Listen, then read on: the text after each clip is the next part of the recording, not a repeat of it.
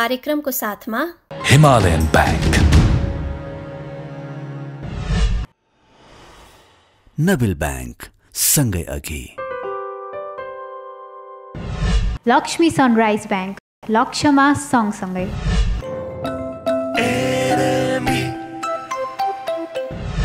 जेए group राष्ट्रको विकासमा आजीवन समर्पित। नेपाल चेम्बर एक्सपो 2024 यही फागुन 24 गतेदेखि 28 गतेसम्म भिरकुटी मण्डप काठमाडौँ।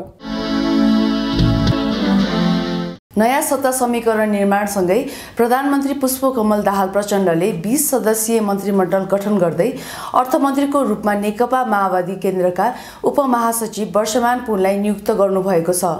यता मिलेनियम च्यालेन्ज कर्पोरेसन एमसीसीबाट 5 वर्षमा 2 करोड 52 लाख डलर भित्रिएको छ। एमसीसीबाट नेपाललाई अनुदान आउने 50 करोड डलर मध्ये 2075 साउनदेखि 2080 पुससम्म सो रकम भित्रिएको हो। नमस्कार, म रिमा खड्का कार्यक्रम अर्थको अर्थमा स्वागत गर्दछु।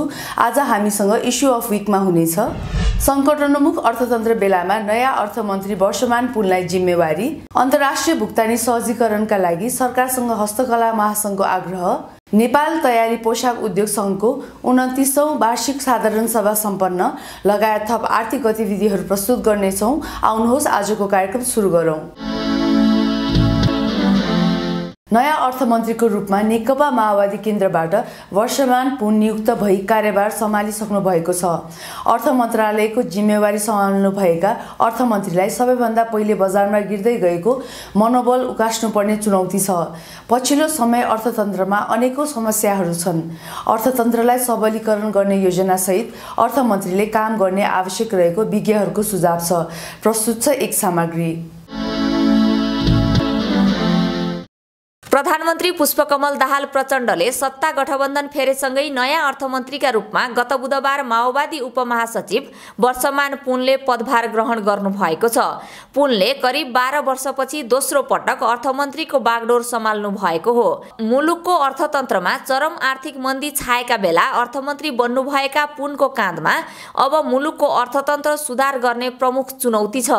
गत बुधबार कार्यभार ग्रहण गर्दै नवनियुक्त अर्थमन्त्री पुनले अर्थतन्त्र का विद्यमान समस्या समाधानका लागि नीतिगत र व्यावहारिक सहजीकरण गर्न सरकार प्रतिबद्ध रहेको बताउनु भएको छ। यता अहिले अर्थतन्त्र सुधार र सुशासन सरकारका लागि सबैभन्दा ठूलो चुनौती देखिएको छ। चालु आर्थिक वर्षको 7 महिना बितिसक्दा राजस्व सङ्कलन, पुँजीगत खर्च, वैदेशिक सहायता तथा अनुदान लगायतको अवस्था कमजोर छ। यता मुलुकको अर्थतन्त्रमा 80% योगदान रहेको निजी क्षेत्रको मनोबल घट्दो क्रममा छ। मुलुकमा नयाँ लगानीको वातावरण जुट्न सकेको छैन। यस्तो अवस्थामा पदभार सम्हाल्नु भएका पुनले विशेष योजना सहित अघि बढ्नुपर्ने चुनौती औल्याइएको छ। निजी क्षेत्रको छाता सङ्गठनहरू त्यो सबैलाई पनि आफू सँगसँग लिएर हिँड्नु पर्यो। त्यो विश्वासलाई यो मान्छेले बोलेपछि यसले कुरा पुरा गर्छ भन्ने दोस्रो र तेस्रो र महत्त्वपूर्ण कुरा, धेरै वर्ष भयो विदेशीले हामीलाई जति सहयोग गर्छौँ भनेका छन् त्यो हामीले लिन सकिरहेको अवस्था छैन र त्यसको परिणति के भयो भने एउटा कुरा, कुल वैदेशिक सहयोगमा अनुदानको मात्रा घट्दै घट्दै गएर ऋणको मात्रा बढ्दै बढ्दै गयो। त्यसको प्रभाव हाम्रो ऋणमा पनि पर्यो हैन। अब अहिले नै 2 खरब भनौँ न पुँजीगत खर्चभन्दा बढी ऋणको सानो ब्याज चुकाउनमा जान्छ। त्यसैले यो 3टा विदेशी दात्री निकायहरू, हाम्रा शुभेच्छुकहरू अनि यो मन्त्री परिषद सबै मन्त्रीहरू र यो निजी क्षेत्रका सङ्गठनहरू र साथसाथै चौथोमा चाहिँ तपाईको लगानीकर्ताहरू, खास गरी भारतका, कोरियाका, चीनका जसको यहाँ लगानी छ उनीहरूलाई पनि लिएर हिँड्न सक्ने हुनु पर्यो। विगतमा अर्थतन्त्र चलायमान हुन नसक्नुमा बैंकको उच्च ब्याजदर बाधक मानिँदै आएको थियो। कोरोना महामारी अघि 11.94% रहेको कर्जाको ब्याजदर अहिले 11.38% कायम भएको छ भने अझै घट्दो क्रममा छ। यस्तो अवस्थामा पनि निजी क्षेत्रको मनोबल उठ्न नसक्दा कर्जा प्रवाह बढ्न सकेको छैन। उपभोक्ताको आम्दानी बढ्न नसक्दा एकातिर बजारमा माग सृजना हुन सकेको छैन भने अर्कोतिर लगानीको वातावरण बन्न सकेको छैन। लगानीकर्ता तथा निजी क्षेत्रमा गुमेको विश्वास फर्काउन सरकारले सक्दो प्रयास गर्नुपर्ने आवश्यकता औल्याइएको छ। विगतका त्रुटिहरू कमी कमजोरीलाई केलाएर अब आउँदाखेरि त्यसलाई चाहिँ हटाएर त्यो योभन्दा अगाडिका राम्रो पक्षहरूलाई अगाडि लिएर गएर लगानी गर्ने वातावरण जगाउनु पर्यो। व्यवसाय व्यापारमा विश्वास जगाउन सक्नु पर्यो हैन। कार्यक्रमको आधारमा बजेटहरू ल्याउनु पर्यो, प्रायोरिटी सेक्टर छुट्याउनु पर्यो हैन, राजस्व बढाउने तरिकाले जानु पर्यो, फिजुल खर्च जुन हेडिङहरू शीर्षकहरूमा भइरहेछ त्यसलाई कन्ट्रोल गर्नु पर्यो हैन। अनि अहिले विदेशी मुद्रा जुन हामीसँग छ इतिहासमै सबैभन्दा बढी छ, त्यसको समुचित प्रयोग कसरी गर्न सक्छ त्यो अनुसार सोच्नु पर्यो। त्यो अनुसार कार्यक्रम ल्यायो भने डेफिनेटली गर्न केही गाह्रो चाहिँ छैन। अर्थतन्त्रका कतिपय सूचकहरू सकारात्मक देखिए पनि चालु आर्थिक वर्षको 8 महिना सकिनै लाग्दा लक्ष्यको 44% मात्रै राजस्व उठेको छ भने पुँजीगत खर्च 25% मात्र भएको छ। यता सहकारी क्षेत्रको समस्या, घरजग्गा क्षेत्रमा देखिएको मन्दी, निराश पुँजी बजार, थेग्नै नसक्ने अवस्थामा सामाजिक सुरक्षा खर्च, उच्च सरकारी खर्चको अवस्थाले सरकार दबावमा छ। यस्तोमा नेपाली वस्तु तथा सेवाको प्रतिस्पर्धात्मक क्षमता बढाई उत्पादन बढाउनु पर्ने आवश्यकता औल्याइएको छ।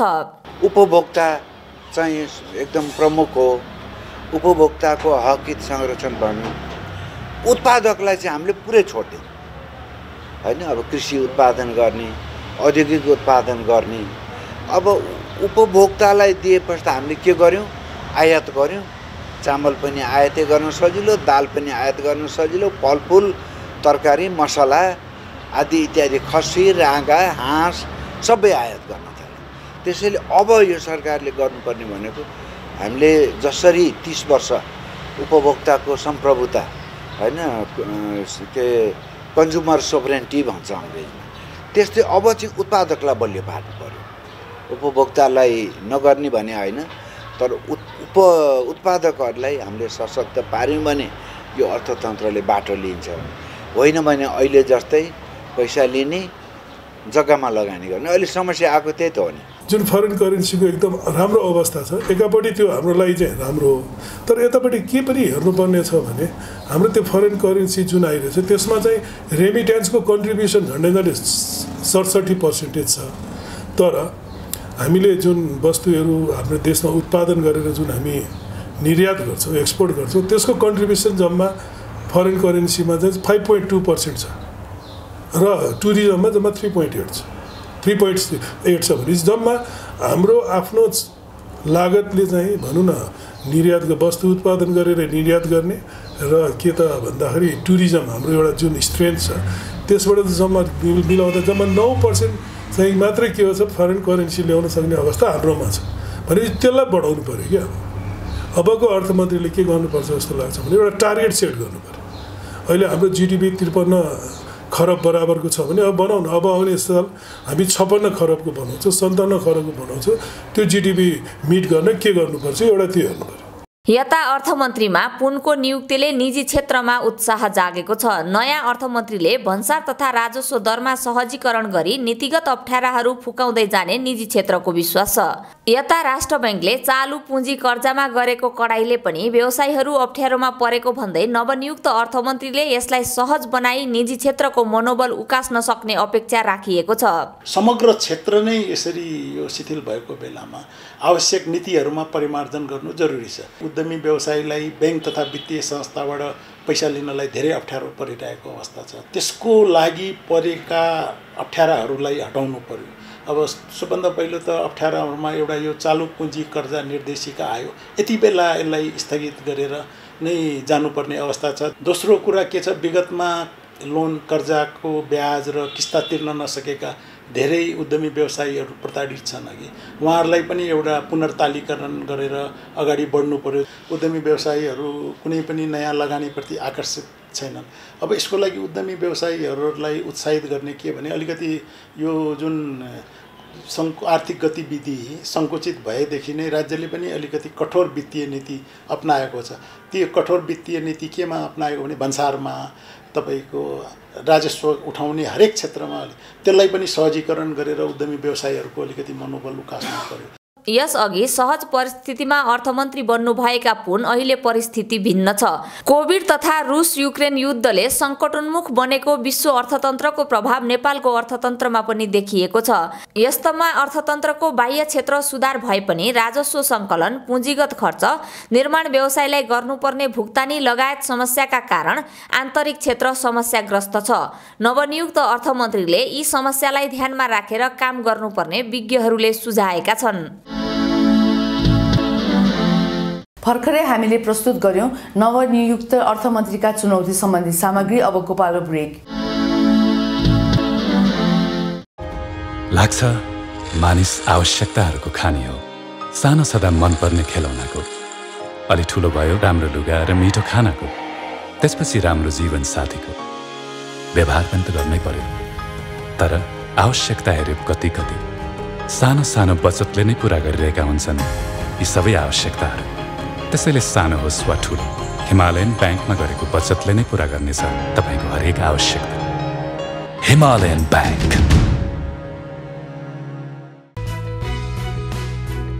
ब्याङ्कहरू त धेरै छन्, तर मेरो रोजाइको पहिलो ब्याङ्क भनेको छ नेपाल ब्याङ्क। हजुरबुवा हाम्रो पुर्खाको ब्याङ्क भन्नुहुन्छ, बुवा मेरो व्यवसायको सारथी भन्नुहुन्छ, भाइ बहिनी हाम्रो लागि सरल र आधुनिक ब्याङ्क भन्छन्। मेरो परिवारको सबैको विश्वासिलो ब्याङ्क भएपछि मेरो त हुने नै भयो।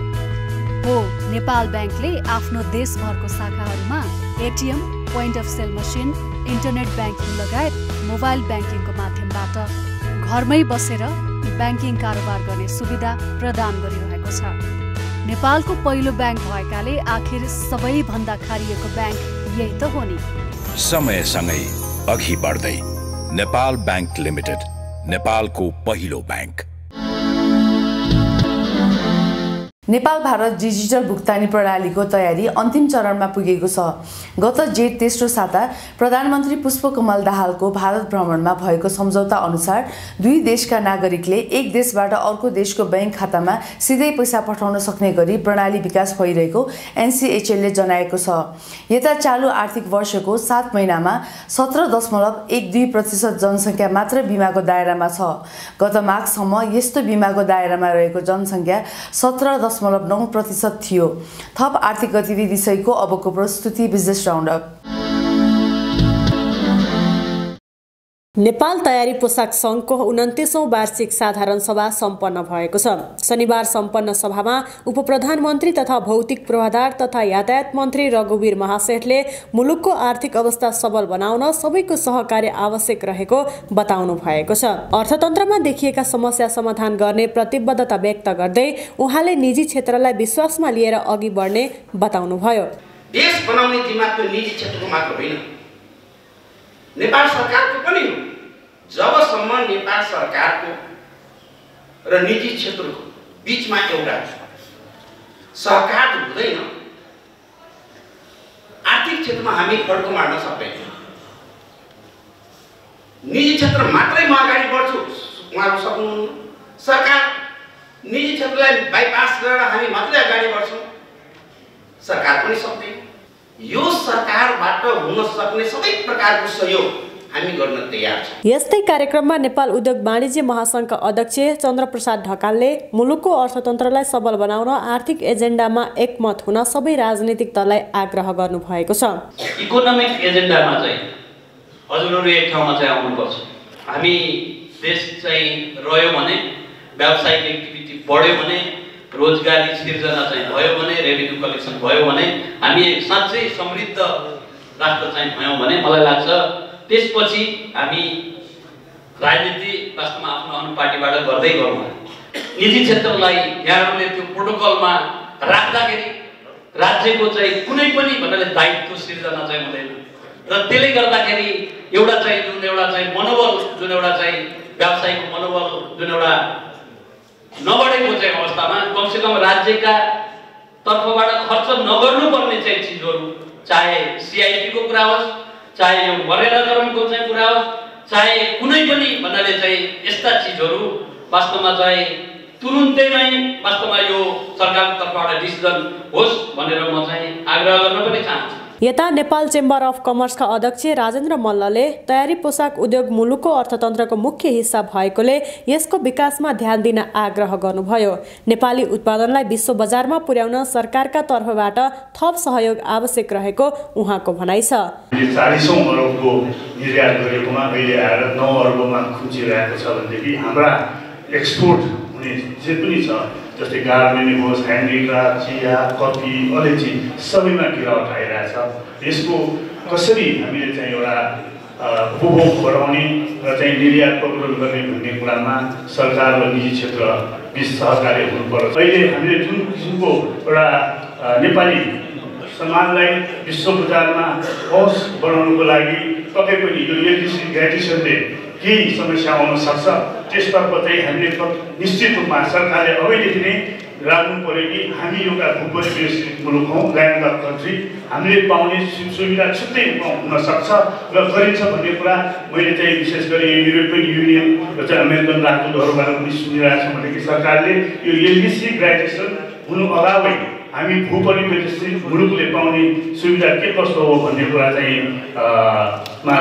नेपाल तयारी पोसाक संघका अध्यक्ष पशुपति देव पाण्डेले तयारी पोसाक उद्योगलाई प्रवर्धन गर्न नीतिगत सुधार, प्रक्रियागत सरलीकरण तथा व्यावसायिक वातावरण बनाउनु पर्नेमा जोड दिनुभयो। नेपालबाट विश्व बजारमा निर्यातको लागि प्रचुर सम्भावना भएको वस्तुहरू जस्तै तयारी पोसाक, डेयरी प्रोडक्ट, कपास खेती, कृषि उपज, गलैँचा, कफी, अलैँची, पस्मिना, उनी, फेल्ड, छुर्पी, जडीबुटी, अदुवा, अम्रिसो, जुत्ता, हस्तकलाका सामानहरू, ज्वेलरी, प्लाइवुड, हाते कागज, हिमालको पानी, बिजुली र आइटी लगायतका निर्यातजन्य वस्तु समेतको निर्यात अझ बढाई थप उचाइमा पुर्याउन के कसरी काम गर्न सकिन्छ भन्ने उच्च महत्त्व साथ प्राथमिकतामा राखिदिनु हुन माननीय प्रधानमन्त्री तथा माननीय मन्त्रीज्यूमा विशेष आग्रह गर्न चाहन्छु। साथै तयारी पोसाक तथा निर्यातको प्रचुर सम्भावना भएको वस्तुको निर्यातको खुम्चिएको वर्तमान अवस्थामा प्रवर्धनको लागि ल्याएर बमोजिमको विषयमा नेपाल सरकार अन्तर्गत विभिन्न निकायहरूले नीतिगत रूपमा सम्बोधन गर्नुपर्ने हाम्रो ठम्याइ छ। तयारी पोसाक प्रमुख निर्यातजन्य वस्तुको सूचीमा रहेको छ। सङ्घका अनुसार गत आर्थिक वर्षमा भारत तथा तेस्रो मुलुकमा करिब 9 अर्ब रुपैयाँ बराबरको तयारी पोसाक निर्यात भएको छ।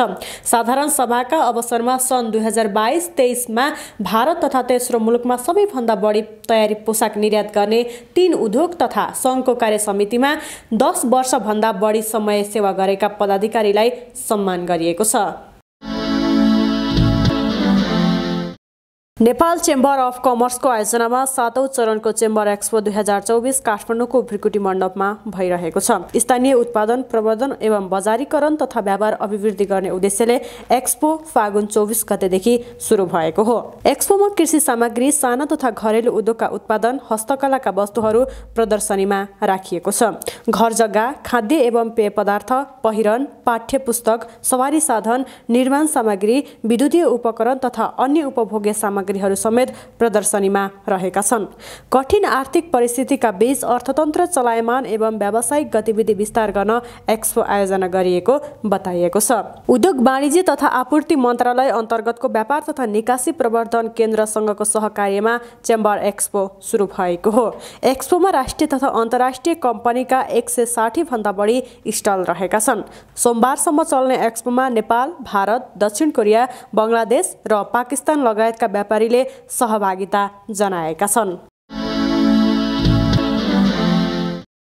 सन् 2024 को पहिलो 2 महिनामा चीनको निर्यातमा 7.1% वृद्धि भएको छ।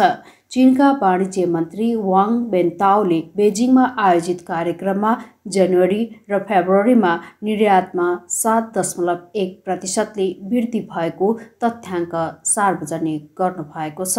यो तथ्याङ्कले विश्लेषकहरूको ब्लुमबर्ग सर्वेक्षणमा 1.9% को पूर्वानुमानलाई गलत साबित गरिदिएको चिनिया सामान्य भन्सार प्रशासनले बताएको छ। विश्वको दोस्रो ठूलो अर्थतन्त्र चीनले आर्थिक पुनरुत्थानका लागि सङ्घर्ष गरिरहेका समय निर्यातमा देखिएको वृद्धिले नीति निर्मातालाई हौसला मिलेको स्थानीय सञ्चार माध्यमहरूले टिप्पणी गरेका छन्। सामाजिक सञ्जाल बन्द हुँदा मेटाले $2.69 बिलियन गुमाएको छ। मेटा कम्पनीको मुख्य प्लेटफर्महरू फेसबुक, इन्स्टाग्राम लगायतका सामाजिक सञ्जाल गत मङ्गलबार 1 घण्टा बन्द हुँदा कम्पनीले $2.69 बिलियन गुमाएको हो। ब्लुमबर्ग बिलियनियर्सको इन्डेक्सका अनुसार यसबाट फेसबुक, इन्स्टाका संस्थापक मार्क जुगरबर्गको कुल सम्पत्ति घटेर $176 बिलियन झरेको छ। तर उनको विश्वको सर्वाधिक धनी व्यक्तिको चौथो स्थान भने यथावत नै छ। हामीसँग हस्तकला सम्बन्धी सामग्री बाँकी नै छ, हामीसँगै रहनुहोला। नबिल ढुक्क बचत खाता, जसमा छ ढुक्क पार्ने इन्स्योरेन्स बेनिफिटहरू, 10 लाखसम्मको दुर्घटना बिमा, 3,75,000 को घातक रोग तथा आवधिक जीवन बिमा र वार्षिक रु 1 लाखसम्मको औषधि उपचार खर्च दावी भुक्तानी।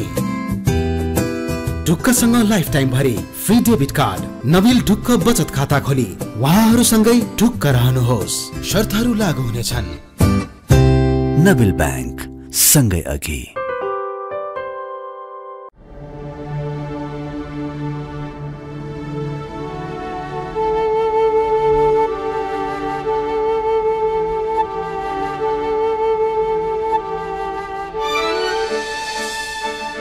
नारी मात्र होइन, अब हाम्रो साथमा सबल र सफल नारी। हामी देख्छौं अपार सम्भावना। एनएमबी बैंक, समृद्ध नेपालको लागि।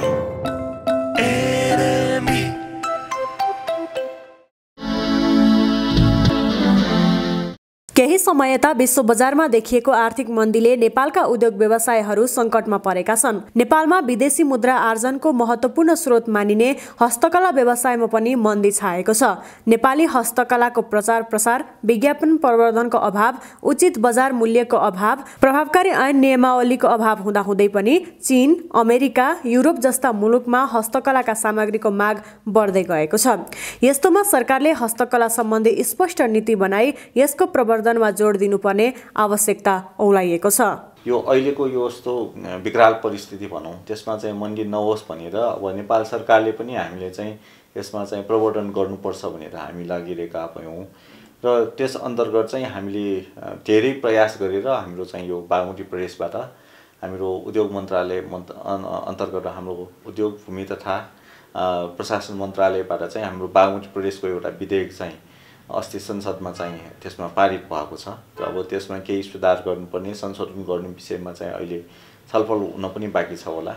अब त्यसमा चाहिँ छलफल हुनलाई चाहिँ सबैसँग सुझावहरू माग्नु भएको छ। अब हाम्रो त्यस सम्बन्धी छलफल गरेर यो पास गराउने हामी प्रयासमा छौँ, जसले गर्दाखेरि हाम्रो यो बागमती प्रदेशमा रहेको 119 वटा पालिकामा यो हस्तकला सम्बन्धी जहाँको हाम्रो क्षेत्रअनुसारको प्रकृतिको त्यहाँको प्रकृतिसँग निर्भर भएको हस्तकलालाई चाहिँ प्रवर्धन गर्नुपर्छ भनेर स्थानीय सरकारले त्यसमा प्रवर्धन गर्नको लागि चाहिँ त्यसमा नीति लिएको छ। त्यसमा लाग्नको लागि चाहिँ हामी पनि लागिरहेका छौँ। निर्यात व्यापार, रोजगारी सिर्जना र अन्तर्राष्ट्रिय बजारमा नेपालको पहिचान कायम गर्न हस्तकलाले महत्त्वपूर्ण भूमिका खेल्दै आएको छ। हाल नेपालबाट 42 प्रकारका हस्तकलाका सामग्री विश्वका 80 भन्दा बढी देशमा निर्यात हुने गरेको छ। भारत, चीन, अमेरिका तथा युरोपियन मुलुकहरूमा हस्तकलाका सामग्रीको माग उच्च हुने गरेको छ। हस्तकलाका वस्तुको निर्यात बढे पनि बाहिरबाट आउने ठूलो रकम नेपाल भित्राउन नेपाली व्यवसायीहरूले समस्या भोग्नु परेको छ। यसका लागि महासंघले अनलाइन गेटवे पेमेन्ट सिस्टम लागू गर्न सरकारसँग पहल गर्दै आइरहेको छ। व्यापार गर्ने भनेको त त्यसबाट पक्कै पनि फाइदा वृद्धिको लागि नै हुन्छ। अनि हाम्रो नेपालमा चाहिँ अब धेरै फाइदा गर्यो भने चाहिँ त्यो नमिल्ने हैन पनि छ। तर विदेशमा चाहिँ कस्तो छ भनेदेखि सकभर बढी फाइदा गर्ने किसिमले चाहिँ त्यहाँ फाइदा गर्ने भने उहाँलाई चाहिँ सम्मान दिनु पर्ने छ। अनि त्यो भएको हुनाले अब प्रफिटेबल व्यापार गर्दाखेरि बढी त्यसले प्रफिट आएको चाहिँ त्यो रकम भित्राउनको लागि चाहिँ अब हाम्रो इन्भोइस अनुसारको भित्राउनु त सजिलो नै भयो। त्योभन्दा बाहेकको चाहिँ भित्राउन अलिकति गाह्रो पनि अवस्था भएको र अब धेरै हाई एमाउन्ट भएपछि त्यो चाहिँ अब भइरहेको हुनाले अब हाम्रो अनलाइन पेमेन्ट गेटवे सिस्टम भनौँ हैन, त्यो भयो भने चाहिँ अब हाम्रो यो यहाँबाट बाहिरबाट हाम्रो यहाँ पठाउनु पनि सकिनु पर्ने भयो। अब कहिले हामीले र मेटेरियल किन्दाखेरि यहाँबाट पनि हामीले पठाउन सक्नुपर्ने भयो। हस्तकला महासंघले सांगठनिक संरचनालाई अझ फराकिलो पार्दै क्रमिक रूपमा देशका 7वटै प्रदेशमा यसको पहुँच बढाउँदै लैजाने लक्ष्य राखेको छ। हस्तकला क्षेत्रको दीर्घकालीन र दिगो विकासको लक्ष्य लिई हस्तकला ग्राम स्थापनाका लागि महासंघले 1.5 दशकदेखि सरकार समक्ष पहल गर्दै आइरहेको छ। हस्तकला उद्योगमा देखिएको जनशक्तिको अभावलाई कम गर्न महासंघले स्थानीय स्तरमा विभिन्न सिपमूलक तालिम, क्षमता अभिवृद्धि तथा रोजगारीमूलक तालिम कार्यक्रमहरू गर्दै आइरहेको छ। मुख्य नीति लिएको हुने नेपाल सरकारबाट हस्तकलालाई स्थान दिनु पर्यो र स्थान दिएर यसलाई चाहिँ यो इन्टरनेसनल लेभलमा चाहिँ प्रमोसन गर्ने मार्केटको रूपमा जानुपर्छ भनेर भनेका छौँ। त्यही भएर हामीले चाहिँ हुन त हामीले 2075 सालदेखि हस्तकला नीतिको लागि पहल गरिरहेको भयो। यसपालि पनि हामीले चाहिँ यो हस्तकला नीतिको लागि चाहिँ एकदम जोरदारका साथ हामीले चाहिँ आवाज उठाइरहेका छौँ र हाम्रो हस्तकला ग्राम प्लस चाहिँ त्यसमा चाहिँ हस्तकला ग्राम चाहिँ अहिले हाम्रो सुरु भएर बागमती प्रदेशबाट सुरु भएर हामीले यो 7वटा प्रदेश जाने पनि प्लान छ र हाम्रो 41औं वार्षिक साधारण सभामा सम्माननीय प्रधानमन्त्रीज्यूबाट नै यो बागमती प्रदेशबाट होइन कि हाम्रो 7वटा ग्राममा चाहिँ त्यहाँ सुरु हुनुपर्छ भनेर चाहिँ उहाँको सम्बोधनबाट पनि आइसकेको भएको हुनाले हामीले त्यसमा पहल गर्छौँ। र म अघि पनि मैले भनेको थिएँ कि म विश्वविद्यालय कन्सेप्टमा लागिरहेको एकाडेमिक फिल्डमा लागिरहेको भएको हुनाले यो हामीले यो एकाडेमिक लेभलमा पनि यो हस्तकलालाई लान्छौँ पनि जाने एउटा पनि हाम्रो प्लान छ। र हाम्रो सार्क हस्तकला विकास केन्द्र भनेर हाम्रो जुन त्रिपुरेश्वरमा भवन सबै तयार भइसकेको अवस्था छ, तर पनि हामीले चाहिँ अब सार्कबाट डेभलपमेन्ट फन्डबाट चाहिँ हामीले कम्युनिकेसन गर्न नसकेर अलिकति ढिलो भएको थियो। अहिले कनेक्सन पनि भएको छ। त्यसमा लागि चाहिँ हामीले सार्क हस्तकला विकास केन्द्र चाहिँ सञ्चालन गर्ने चाहिँ हाम्रो मुख्य टार्गेट रहेको छ। प्रत्यक्ष अप्रत्यक्ष गरी झण्डै 11 लाख व्यक्तिलाई रोजगारी दिएको हस्तकला क्षेत्रलाई पहिचान दिन सके उद्योगको विकास र विस्तारलाई अन्तर्राष्ट्रिय स्तरमा मुलुकको विशिष्ट पहिचान स्थापित गर्न मद्दत पुग्ने बताइएको छ। हाल नेपालबाट अमेरिका, अस्ट्रेलिया, चीन लगायत युरोपका विभिन्न देशमा पश्मिना उत्पादन, उलनका सामान, फेल्टका सामान, सिल्क, कटन, अल्लो, ढाका, चाँदीका सामान, मेटल क्राफ्ट, नेपाली कागज लगायत थुप्रै हस्तकलाका सामान निर्यात हुँदै आइरहेको छ।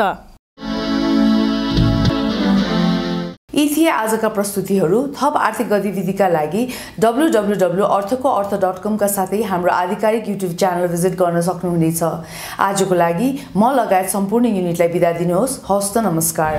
यस कार्यक्रमको साथमा हिमालयन बैंक, नबिल बैंक सँगै अघि, लक्ष्मी सनराइज बैंक, लक्ष्यमा सँगसँगै,